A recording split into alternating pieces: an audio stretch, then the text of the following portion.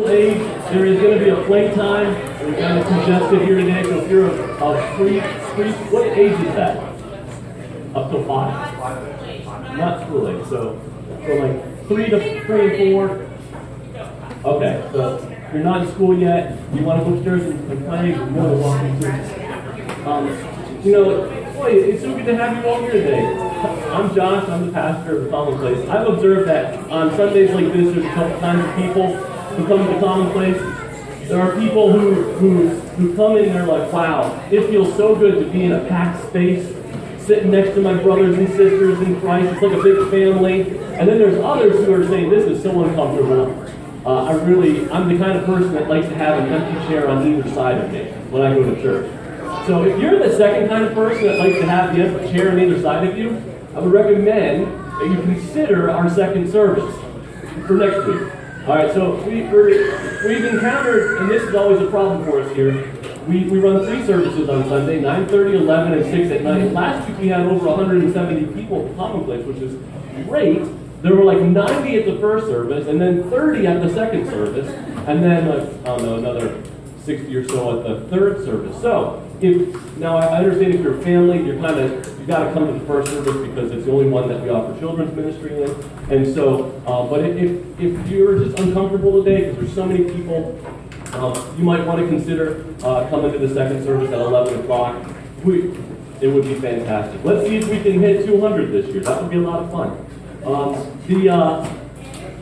Let me think here. What else do I need to tell you? If you're a visitor, we'd love for you to fill out a connection card and drop it in the basket on the way out. That helps us to follow up with you. It would be great.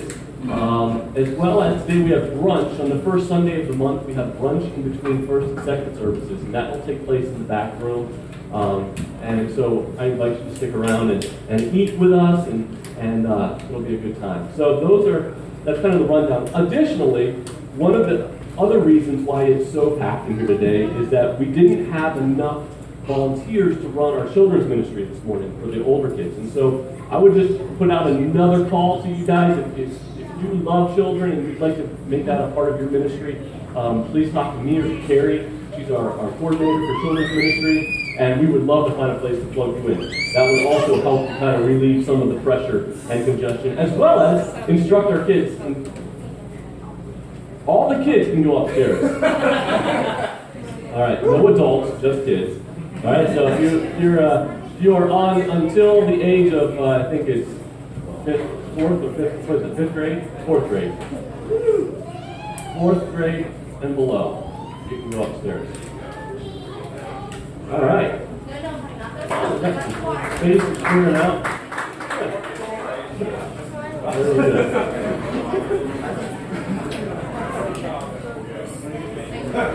I gotta tell you, we're starting a new sermon series today that's going to go along with our Bible study that's going to launch in a couple of weeks called Alpha. And what we're studying is we're going to investigate the gospel. We've got this nifty little graphic that Kayla made up for us. And I asked Wes. Wes is a member of our congregation, and he is on the Lock Haven Police Force. And Wes knows how to investigate things because he's a police officer. And I said, Wes, can you come share a few tips with us on how to investigate, how to ask questions of witnesses, how to compile. I just imagine that Wes's house is one of those houses that has like pictures and strings connected to it everywhere. He's trying to solve all the great mysteries of Lock Haven. But I don't think that's really what it's like there. And he was going to do that, but it turns out he had to pull extra duty because of the regatta, so he wasn't able to be here. But he gave me permission to tell you one of my favorite Wes stories that happened a couple of weeks, about a month ago. And so Wes and I were about to go out on we're starting a security team. By the way, Wes is forming a security team for our church to help kind of make sure that our children are safe and create some procedures and policies. If you're interested in being on that team, like if you don't want to coordinate a parade, and if running and finances aren't your thing, you can be on the security team. And so Wes and I were going out to visit another church, and earlier that day, I had observed at the shop that there was this little incident. There were cops down the alley, and Wes was out there in uniform, and they were interviewing somebody. And as I got in the car with Wes, I said, Wes, what was that all about? He said, yeah, there was somebody like drew a knife at the dollar store. Welcome to Lock Haven, right? And then the knife disappeared, and as we're sitting there in the car, one of the individuals involved in this incident walks down the sidewalk and is going into the pub at the end of the street, which is where they had suspected the knife had been dropped off or I don't know. Well, Wes is all excited. If you know Wes, he's kind of a deadpan guy, but once you get criminals involved, he just lights up.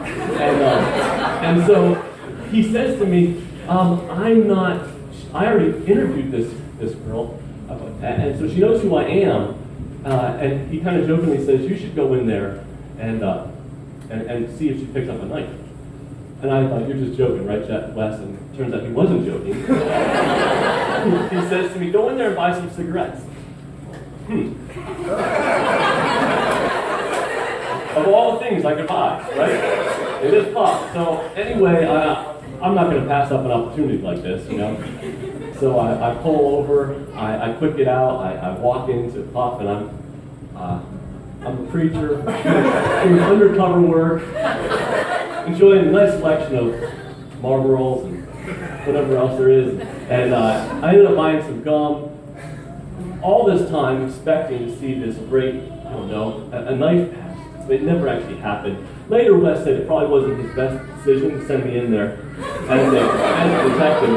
But it was a lot of fun, and it made for a good story. And so I'm on retainer with the Lock Haven, the police department now, for undercover drug buys and such things as that.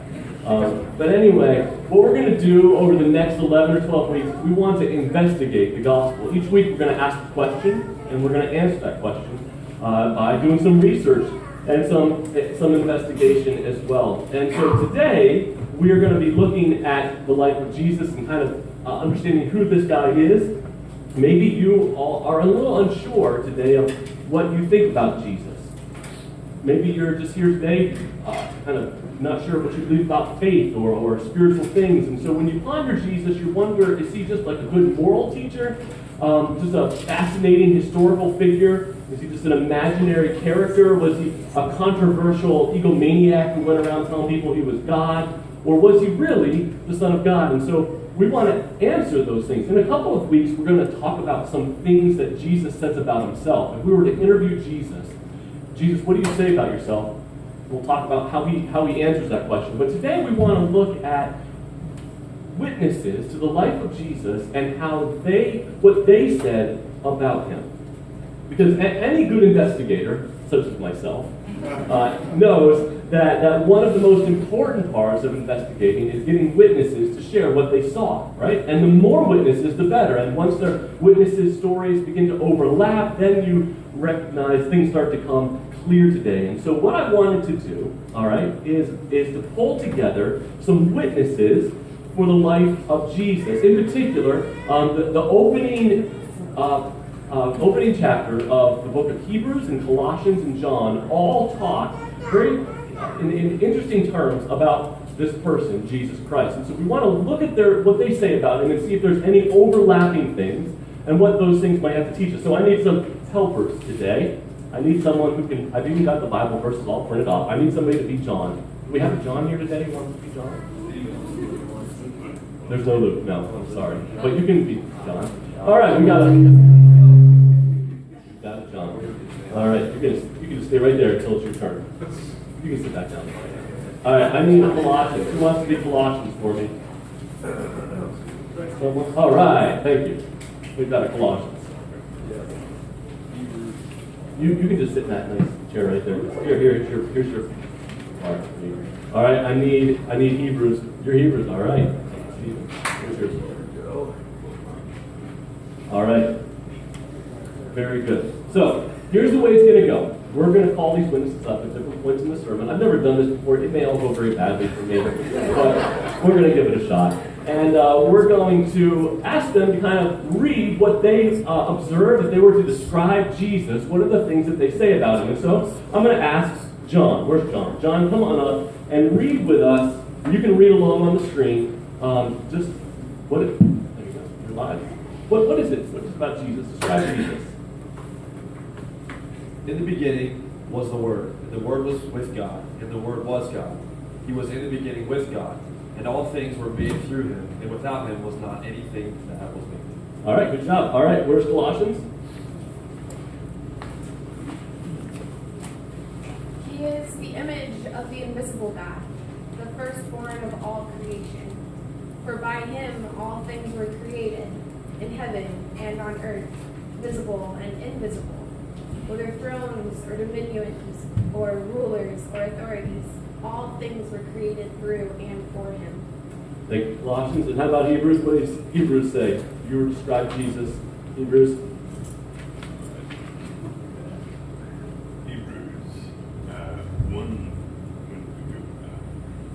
Long ago, at many times and in many ways, God spoke to our fathers by the prophets. But in these last days, he has spoken to us by his Son, whom he appointed the heir of all things, through whom he also created the world. All right. Look at these passages.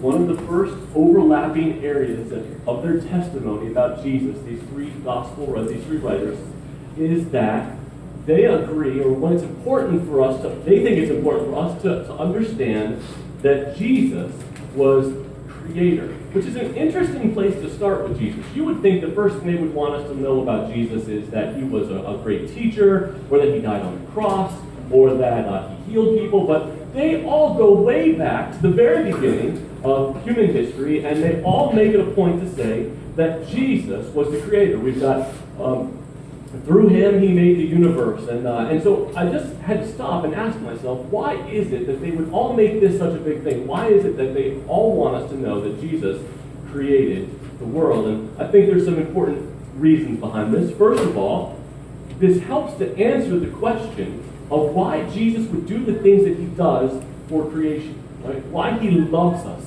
so much, right? Why would Jesus take on a human form? Why would he suffer and eventually die for the hurting and care for the marginalized? And the answer to that, I think, is because he created them and he loves his creation. I love my kids so much, all right? And one of the reasons I love my kids is because they're my kids. I help create them. I'm their dad. You know, I love all the children of the Commonplace, generally. I mean, I love them all. But not as much as I love my kids, right? Because they're mine, right? There's an aspect to ownership that comes with creation that Jesus has over us. That's why he loves us so much. I mean, I put up with things for my kids that I would not from other kids. I suffer with and for my kids. You know, I took them on a 4-mile hike yesterday, which was just enjoyable and agonizing all at the same time. I take responsibility for my children. And so I think that that's one of the reasons why all these people want us to know why Jesus is the creator, is because he loves us. Why does he love us? Why would he suffer and do these things that he does for us? It's because he created us. It also means that Jesus has authority over his creation. When you create something, you own that thing, right? Jared writes poems, and then they belong to him. You're an artist. Maybe you create a beautiful picture. You put your name on that. It's yours. And so I don't, you know, when it comes to the Commonplace kids, I don't discipline other people's kids because they're not my responsibility. I only discipline my own kids. Maybe you've seen someone who's tried to exercise authority over people that they don't, or that they've tried to give directions to someone that they don't have authority over, and it's just painful to watch, right? For instance, today I could tell you to all shake hands with your neighbor, and you would probably do that because it's not that uncommon and uncomfortable. Some of you I might even be able to say, all right, everybody stand up, I want you to switch places with everybody else, and you would be a little aggravated with me, but most of you would do that. There's a few of you that would say, no, I'm not doing that, Pastor. You might humor me though, but if I sat up here and I said, all right, next Sunday is Hot Pink Sunday, everybody needs to wear hot pink to church, all right? Some of you would be like, finally, been waiting so long for Hot Pink Sunday. But most of you would say, that's ridiculous. You don't have any authority to tell me that, to give me that kind of direction, you know?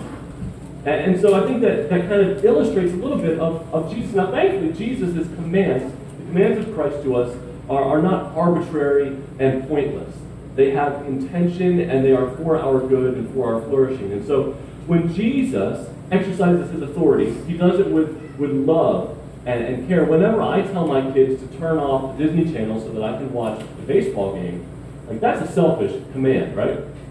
But Jesus exercises all of his authority out of a place of love.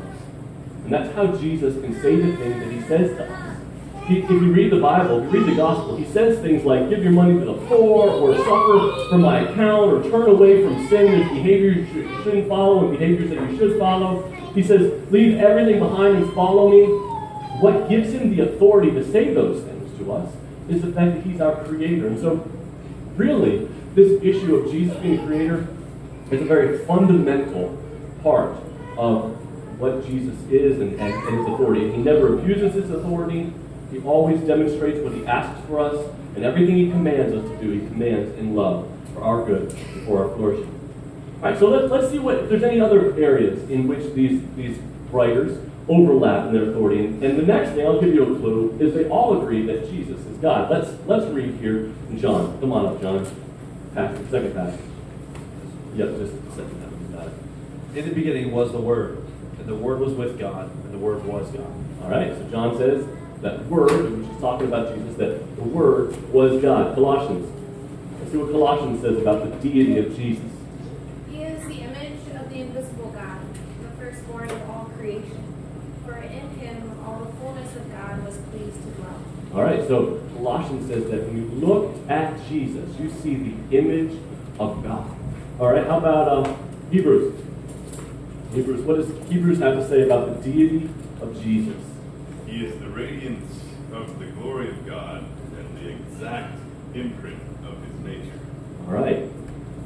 All of these writers want us to know, it's important to them that we understand that Jesus wasn't just a good moral teacher, but that he also is divine, that he coexisted with God from the beginning of time, and that he is co-eternal with God, and that he is co-equal with God. If you want to know what the Father is like, you look at the Son. All right? Some people say that Isaac and I look alike. At least, if you see pictures of me when I was 8 or 9, it looks a lot like Isaac. Or he certainly acts like me at that age, which gives his wife, my wife, a lot of comfort sometimes. Whenever he embellishes us with armpit parts or something. Not right now, Isaac. Not right now. Because I was a great armpit parter at one point too. Not past anyway. So all this to say is that when you, in some small way, when you look at Isaac, you see a bit of me, but he's really his own person, and I'm my own person. But when you look at Jesus, it says that he's the exact imprint of the Father, all right? This is important because sometimes we read the Old Testament and we say, boy, God was so, I don't know, maybe arbitrary, or he was so mean in the Old Testament. I don't really like the God I see in the Old Testament. But it's not as if God existed in the Old Testament and then said, you know what? The Israelites have messed everything up. It's time to start over. Let's invent a Jesus. He'll be plan B. When we read the Old Testament, we find glimpses of Jesus everywhere in the Old Testament. In the tabernacle, in the sacrificial system, in the story of Abraham and Isaac on the mountain and the sacrifice there, in the prophets. In fact, reading the Old Testament builds in anticipation for the arrival of Jesus, because Jesus is the one who writes the story. So Jesus was fully God. He bears the imprint of the Father, and therefore, this is important, Jesus rightly receives our devotion. If you read the New Testament, you'll find people often worshiping Jesus. If Jesus was just a good moral teacher, right, the correct thing to do would be to say, get up, don't worship me, I'm not God, right? And it would be to say, that's what we would expect any teacher to do today, right? If anything undermines the authority of a teacher, it would be if he accepted worship. But Jesus, throughout all the Gospels, receives worship. And you would say, why is that okay? And the reason it's okay is because he is God. What we find in Jesus, we find in the Father. He is not merely a historical figure, but that he is alive, and we find the imprint of the Father in him. Let me just show you this quote from A.W. Tozer that I thought was fascinating. I read it this week. He says this: for millions of Christians, nevertheless, God is no more real than he is to the non-Christian. They go through life trying to love an ideal and be loyal to a mere principle. Over against all this cloudy vagueness stands the clear scriptural doctrine that God can be known in personal experience.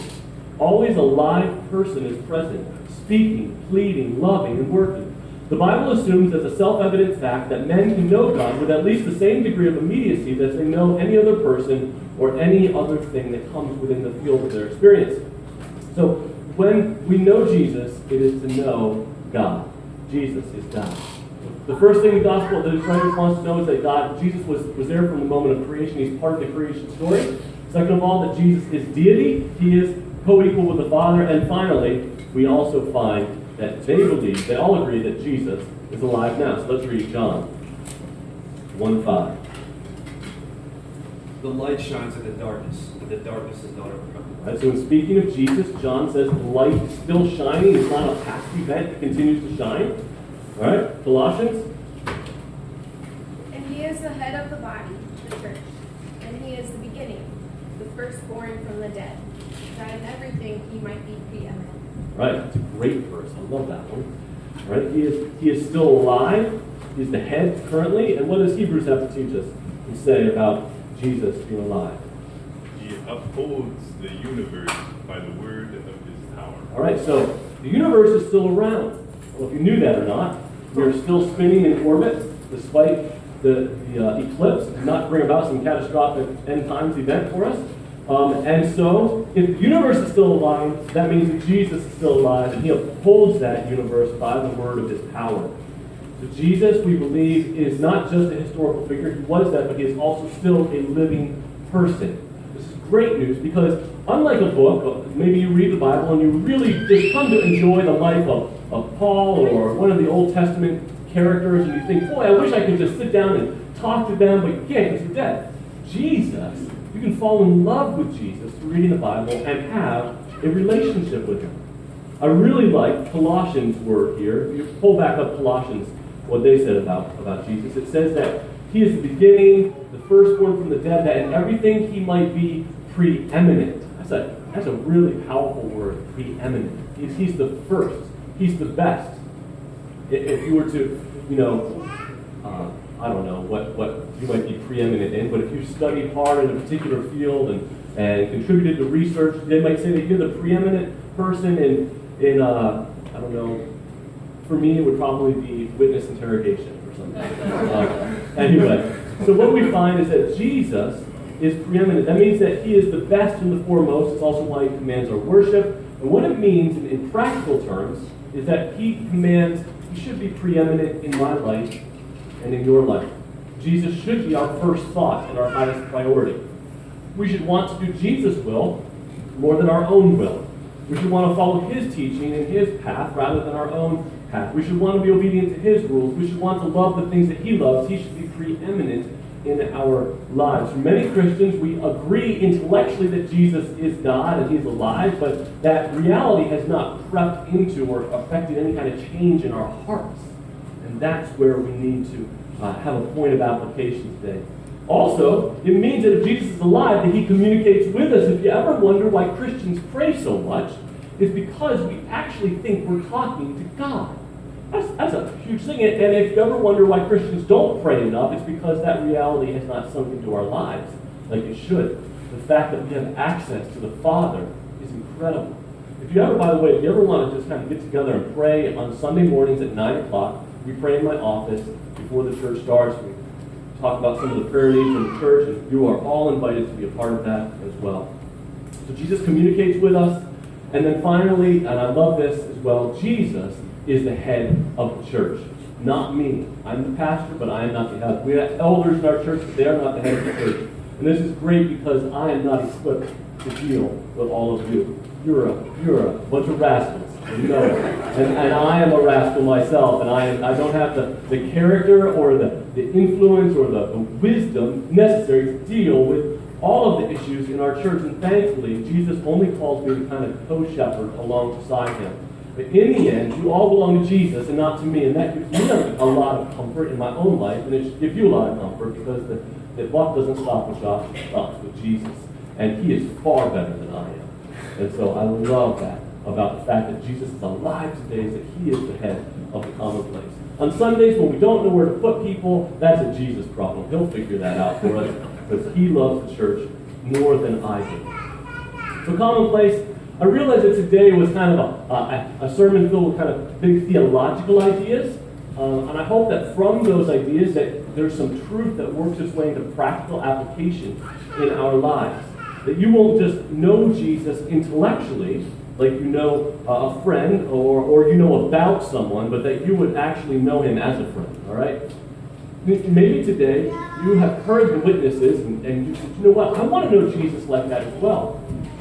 Later on throughout the series, we're going to give you some more evidence. We're going to clearly explain what it means to be a follower of Jesus. But I would be a bad pastor if I didn't give you that opportunity to follow Christ even right now. So if you want to make that decision to follow Jesus today, just feel free to grab me later, fill out a connection card, and say you want to grab coffee. I would be happy to explain what that looks like to you. Additionally, today we get to celebrate communion. And communion is what I love about communion is that, in fact, I'll ask the worship team to come on up at this time, is that communion is kind of like examining the evidence of Jesus. We've looked at the witnesses, but now today we get to hold the cup and the bread and reflect on the fact that Jesus gave his life for us. At the commonplace, you don't have to be a member of the church to celebrate communion. We just ask that you know Jesus Christ as your Lord and Savior here today. So what's going to happen at this point is we're going to have a song being played. Feel free to receive and just hold on to the bread and the cup until everybody has been served, and then Sam will come and lead us in communion at that point. And during this time, just feel free to kind of investigate your own heart and ask God to show you any place that seems to be preeminent.